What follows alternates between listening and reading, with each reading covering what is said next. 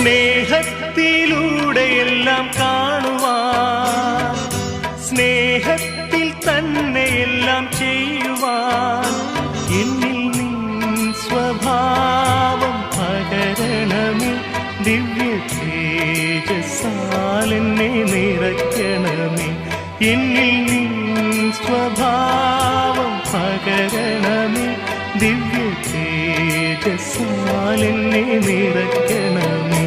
എല്ലാം അങ്ങേ മഹത്വത്തിനായി, എല്ലാം അങ്ങേ പുകഴ്ചയ്ക്കുമായി തീർന്നിടണമേ.